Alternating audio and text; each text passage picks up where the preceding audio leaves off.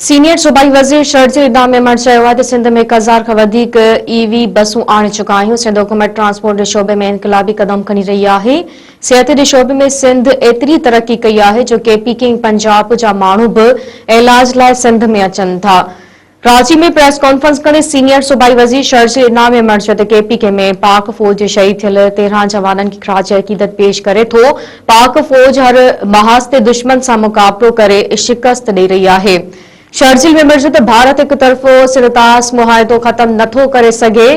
PP chairman Bilawal Bhutto जंग खां अॻु में ऐं जंग खां पोइ सिंधतास मुआहिदे ते सख़्त मौक़िफ़ रखियो आहे। बिलावल भुट्टो दुनिया आॾो पाकिस्तान जो मज़बूत मौक़िफ़ रखियो आहे।